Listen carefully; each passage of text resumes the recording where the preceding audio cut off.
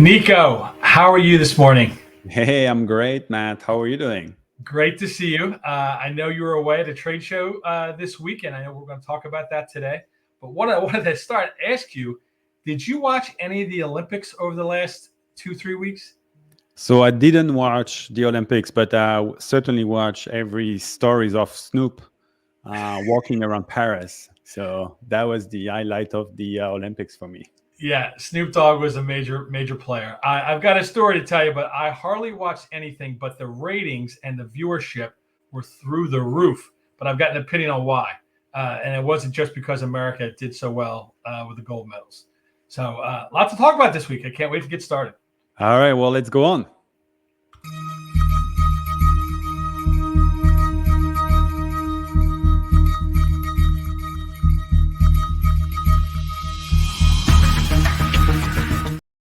All right, everybody. This is Nico, the company with Extremely, the company that gets you live stream and video commerce on your website, social media, email, SMS, wherever you are. The video becomes shoppable. So excited to be here. I am here with my great co-host, Matt from E6 Marketing, the company that gets you on QVC and HSN. We have a lot to talk about. This week, I was at Boston, Etail, Boston. Pretty cool city, actually. It was my second time over the last 13 years. Amazing city, a lot to talk about. But before we go there, Matt, why don't you tell us what the show is about? Yeah, so thank you very much. You've tuned into the VCommerce podcast. This is the VCommerce show. It's a live chat podcast we have each week at 11 a.m. Eastern, discussing today's big topics related to video commerce. Video commerce is a storytelling platform that was created well over 50 years ago with infomercials, graduated into HSN and QVC, and has now evolved into engaging direct response commerce through your television, computer, tablets, and phones. So we cover 3 to 4 topics of the week on our show. Hopefully you get a laugh out of watching us or listening to this show and learn something new about the video commerce world. So Nicholas, I was talking about the Paris Olympics. I did not watch much, and no particular reason. I watched basketball. I watched 4 different NBA, the U.S. Olympic basketball, men's basketball games. There were the 4 events I watched the entire 2 weeks, which is, I don't know why. I don't have a reason other than being busy and spending my time elsewhere. But what I've read was 30.7 million viewers to NBC Universal over the 2.5 weeks, which was up 82% from the Tokyo games. 82%. Now that's a crazy stat, right? Like what happened? And then, kind of a dynamic. The Tokyo literally is 13 hours ahead of us in the US, at least here on the East Coast. 13-hour difference. Paris is a 6-hour difference. So I read all kinds of stats this week about how East Coast daytime ratings, weekday daytime ratings were through the roof. Definitely primetime ratings were through the roof because that's when they put the biggest events. But it was only a 6-hour difference. So it wasn't like Tokyo on the other side of the world. And that's why America tuned in. Besides the fact that, obviously U.S. did very well in the gold medal count and the overall count. But I think that's a learning for anyone that's paying attention. My theory is that it was in Paris, the most beautiful and visited city in the world. And I think by tuning into the Olympics, a lot of people were kind of traveling in the city because the city has made a great job to be in, like the Olympics were really in the city, and most of the thing were like temporary stadium, temporary stuff. So they will be taken down. And so it was a way also to be in Paris, even if you're not there. I don't know. I feel they did a really awesome job and congratulate the French. What's really is interesting as a French, French tend to complain all the time. And we're not very much like, France is the best, whatever. Like, it's not like in America where you have, American flag, like at every single house and maybe sometime. But I saw something that really surprised me with this Olympics, like the French were really ecstatic about the fact that it's in France. France is such a great country. There was this patriotism. I don't know how you say that word. That really was there and really invigorated a lot of French. So I just found that really cool. But anyway, so really interesting show. Really interesting stories happening there.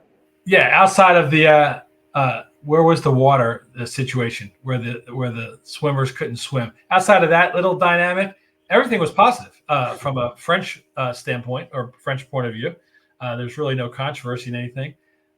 From the U.S. point of view, like they marketed it. You mentioned Snoop Dogg, like they took a different approach, and it paid off. And plus, NBC's got all different channels now, so you could almost watch any game or any event, that you want to watch. So, Absolutely. outside of COVID, it only comes around every 4 years. I know the Olympians themselves work their entire lives for it. So congratulations to really everyone that competed, especially the winning competitors. Today, we're lots to talk about. I wanted to bring up. I saw the July retail sales again. The up and down of what's happening in 2024. July retail sales is up 4%. July retail sales were up 4% year over year. In June, it was near flat, down 0.1%. So month over month, a 4% swing in retail sales, which is insane. Online sales in the month of July up 11.6%.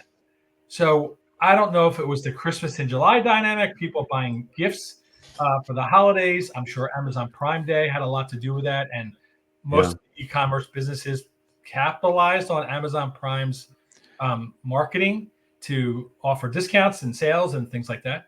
But I mean, it's not only Amazon, right? If you remember, like we were talking about, I think Target did an event. We had TikTok doing an event. So I think everyone really collectively, because they wanted to either counter what Prime is doing, really make an effort to create this holiday event, right? So it was really an holiday event.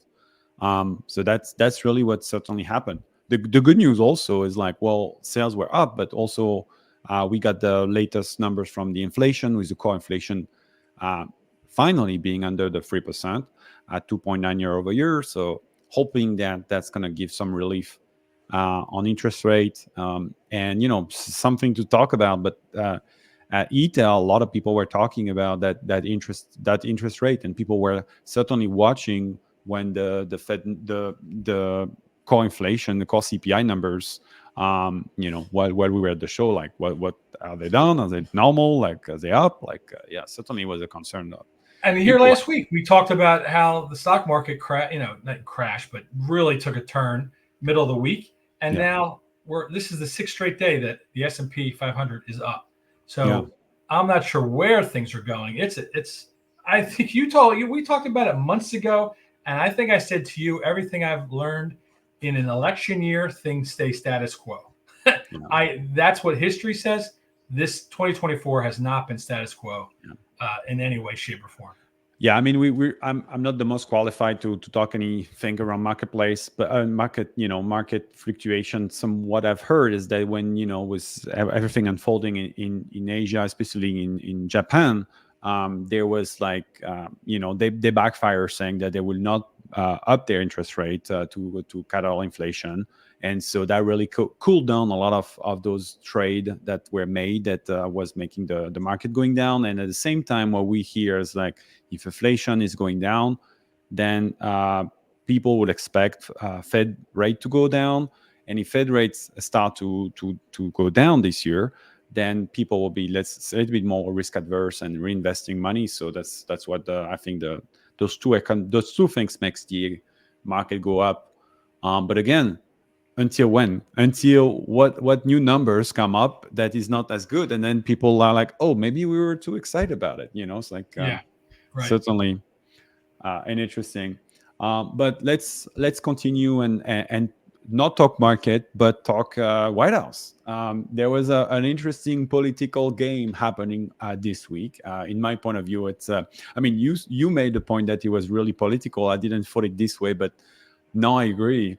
The White House hosted the first Creator Economy Conference. They had over 100 influencer, talent manager, and startup founder that were with the President Biden, and they talked with them for a couple hours. I think it was a whole day event, but then the President Biden intervened. And obviously crack some jokes, and more importantly, really mention and the emphasis on the growing influence of the creator economy in shaping public discourse and everything. I found it really interesting knowing that the same administration is trying to shut down one of the number one of I think the number one platform for content creator, probably not in terms of revenue, but certainly in terms of visibility for those creators with TikTok. And so I found it quite funny to have this event. And by the way, but the way you do your content, don't do it on this one, do it on this one, which I found kind of an interesting play. Another thing where we could see that it had really some political tailwind in there. It's like all the creators were allowed to bring their camera on, and they were encouraged to actually do as much content around the event itself. So interesting to see how the administration is trying to play the creator economy from those two kind of angles. Well, especially in an election year, everything has a political undertone. And I think we talked a couple of weeks ago, the TikTok thing, is such a hot button for this young voter. Like, I don't think either side is going to like jump on supporting one way or the other. I think they're going to squash the whole story, in my opinion, because they're going to polarize a younger consumer, a younger voter, if they are, advocating killing TikTok if they don't have a U.S. owner by that date, whatever that date. I mean, and I think the day is purposefully after the election, right? I think, or like it's before the election, but then they have a 3 months that they can extend, which I'm pretty sure they will get. So certainly the decision will be made post-election. So it should not, theoretically impact too much the whole situation. But it's still, I don't know. I just feel it's very interesting. Well, worth noting that some creators, massive creator like Mr. Beast, for instance, was not in the room, or any of these talent manager or anything. So there was like, already thing to be said about who is coming, who is not coming. I'm sure they were completely vetted. What do they talk about? What side of the spectrum are they on? Like, it was a political thing. Interesting. So make no mistakes. One of the stories I saw this week, which it affects the CPG world and affects a lot of the people that work through video commerce and e-commerce. Mars, the company that owns M&Ms and Snickers and Dove snack bars and many other brands, they're going to acquire Kellanova. Kellanova owns Eggo, Pringles, Cheez-Its. They're going to acquire that company for $39.9 billion. $40 billion to eat this company called Kellanova. Kellanova in 2023 earned $13 billion. So Kellanova is not a small player. They are a huge player in the CPG world, a huge player in the snack and grocery world. And Mars is going to buy them. It probably won't happen until 2025, but they are going to buy this large company, which is going to be the largest snack brand acquisition of all time. And it directly affects CPG companies, because this, in my opinion, this squashes the smaller company trying to get on that grocery store shelf. It makes it harder and harder. CPG right now is struggling in a lot of ways because of pricing and ingredient prices and shipping still from COVID and all the list goes on and on the hurdles that CPG companies have to deal with on a day-to-day basis. Now, Mars is trying to take over the grocery store aisles, especially in snack, but in other aisles as well. So this is to me like an Amazon type of thing. Amazon dominating in the e-commerce space, and either you're a part of it or you're not. To me, it's kind of disappointing. I don't think there's any what do you call it? When they dominate, whatever the term is, when they dominate the whole marketplace. I don't think that's going on. I don't think there's any you mean monopoly? Like monopoly, like Google is talking about. Like, it's not. I don't think it's anything to do with that. But specifically for smaller CPG companies, this is a slap in the face. It's going to be hard. So hey, I have a different perspective on this whole space. I mean, if you think about it, right, the prices are up.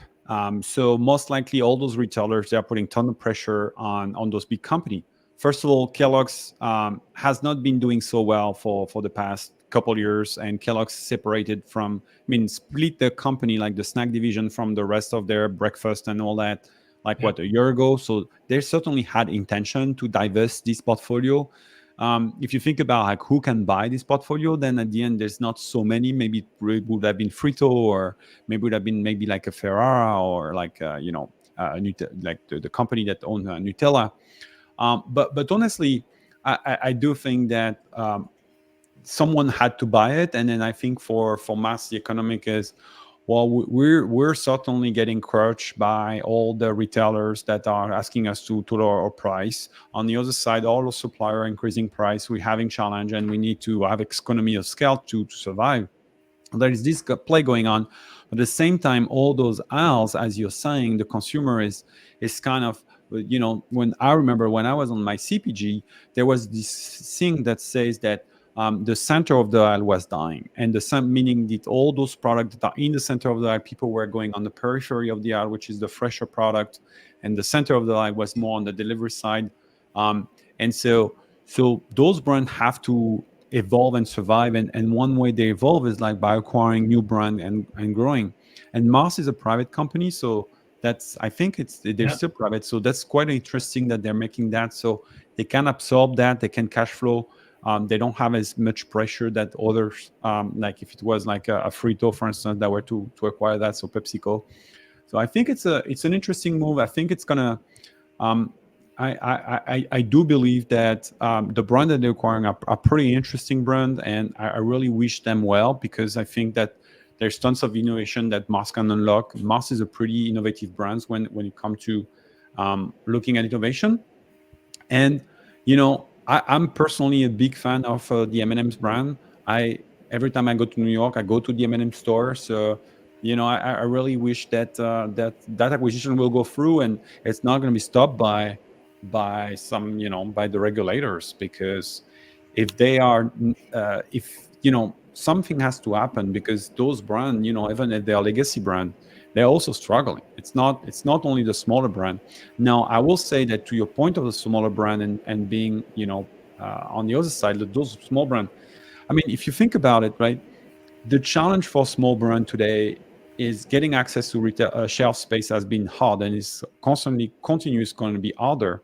So it's a pay to play. Brands have to pay to get in, but now retailers, they just don't want the money. They also want you to see that you have a following, that you're able to drive people to the store, and all that. So brands have to find their way on social already, on their D2C, and grow there first, to be able to go to the retailer and say, hey, I exist. And I think, at the end of the day, that's why the video commerce space is so interesting, because it's a different media to tell your story. And that's why I'm so bullish on this space personally, because No, that's going to keep that's a me on. great point. The QVC, I work through QVC, and the food division is a huge part of their business model. And we work with a lot of food companies, some large and some small. And the video storytelling dynamic for those smaller companies is invaluable. So that Yeah. you get the owner or the founder to talk on air. He tells or she tells her own little story, and then they demonstrate or taste the product directly on camera. Have the host react to the dynamic of that. It's a great space for those smaller CPG companies. I just hope and pray that these larger companies don't eat up these CPG companies completely, because I think traditionally everyone's hope is to get on that shelf. They want Yeah. to get into retail. They want to get into Wegmans and Aldi and all the other big, Acme, all the other big retail spaces. That's the traditional shopper. But But the big guys point, need the small innovation, because they are not innovating themselves. So if there's something we learned through the past 5 years, is they are not able to bring on a small, like creating a small brand internally and putting it on shelf and making it thrive. So they do have to go and buy the kind bar of the world, and the some those small guys, before they become big, and then they can scale them, because that's what they're good at. And so I think there's a the small guys have to continue innovating, and there will always be a space, because the big guys will need to buy them. I mean, that's kind of the way I think about this. yeah. So, but yeah. Anyway, so let's move on to the fourth topic. Um, Etail, I just wanted to do a quick thing of what I saw at Etail. So Etail was happening this week in Boston. There was about 1,400 person. I will say it was very much skewed toward our vendors. Unfortunately, it was, everyone was saying the same thing in the aisle. Vendors were like, not sure about like if it was really worth it for them to be there. I personally always love to be on trade show. I think it's always a really neat place to meet new folks and learn new things. I met some really, really cool brands that I never would have opportunity to meet and had some really weird conversation going every direction. It was really amazing. But the big thing that everyone was talking about at Etail, I'm pretty sure it's like pretty much every trade show, AI, AI, AI, AI. And what made me feel honestly is like everyone talks about AI, but everyone is looking at all the brand. We're looking at each other like, what do we start? What do we do? So everyone's talking that they're using there and there and there. You've got the idea of like, oh, we're already using some sort of AI already, so been there, done that, and so moving on. But then you have got the other side where it's like, what should I do? Well, like I can't even get my things together. Why are you talking about AI, right? And if you think about um, it made me think and reflect a little bit on the retail space and their adoption curve. And remember one thing we talked about. If you look at Attentive, Klaviyo, and some other, they brought SMS to the retail at scale in 2018, right? So if you think that in 2018 SMS was introduced at scale, and we were talking and starting to talk video commerce in 2021 ish. We're 2024, still it's very early days. SMS 2018 is only a 9% adoption rate in the retail space. AI is not, people are talking about it, but AI is going to really massively be adopted, not today, not tomorrow. I think it's going to take an additional 4 to 5 years before it's actually starting to get into the workflow of of the brand and retailers, because they have to solve some other problems that are more pressing right now. So I just wanted to share that because I think that's I just found it was interesting to see that, and I think we've seen that with video commerce and then the lag of adoption really taking place. SMS was another big wave, so I do think that's going to happen that way for AI as well, and some other thing. Yeah, let Elon Musk and Zuckerberg worry about AI. You got to worry about selling product today. Yeah, So all the people that you interacted with at this week's trade show, there was interpersonal communication. You had a great time meeting new people and finding out their stories, and the whole interpersonal relationship building. We're still there. So maybe keep one eye on it and see what Zuckerberg and Elon Musk are saying about it. The top level kind of brands, but from a CPG brand or a smaller retail dynamics, when you're directly talking to the consumer, you got to keep your eye on the prize. You got to worry about pricing. You got to worry about shelf space. You got to worry about platforms, video commerce, e-commerce, so many things. So to your point, Nicholas, yeah, like where are you spending your energies at? Don't yeah. spend it on don't Uh, spend it on that. Absolutely. I do want to say something that I learned there that I was not aware. So I'm assuming maybe someone in the audience may not know about this, but this is here. I just brought a sample of a letter, and this letter is actually written by a robot with a real pen. So you actually feel that it's unwritten, and it's actually feel the ink. The stamp is even put like a little sideways, like if it was a real one. And when you open up, the letter is completely unwritten with the look and feel of that. Now, I just want to share that because we talk about personalization and as a way like what kind of innovation can you do? But handwritten letter are really an interesting thing that people were talking about. But imagine now you can do that at scale. You can send your prompt and then basically you can write your letter if you were to write it yourself. I just found that so I'm going to do that as a shout out. I just found this kind of innovation very interesting. This is not AI. This is much more simpler. It's sending a postcard to your favorite customer after they post purchase, And imagine having that in your flow where you actually can do it, and it's relatively inexpensive. Like I think it's $2 for the whole card. So just found that And innovation. the I found fact, that was Nicholas, really the cool. fact that the envelope had a handwritten, your name Yeah. handwritten, So it's that's what got you to open the envelope in the first place. absolutely, and it's actually with a real stamp, and then when you open it really feel like it's unwritten. Like, I was telling the guy, say, hey, you should put like a scratch on it, like it really will feel that I would have written that, Uh-huh. because I can't get a letter No, without putting a scratch on it. you're right. That is pretty cool. That is pretty cool. I thought that was really amazing. Really amazing. Anyway, so that was my shout out for the day. Yeah, that's awesome. That's awesome. All right. Well, another great episode. Thanks everyone for being here. Please follow us and put us some comment. I think I just stated that people can now leave us some comment directly on Spotify. So if you're listening to us on Spotify, feel free to leave us some comments.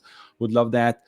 We are also looking at the comments when you leave them on other platforms. So feel free to do so.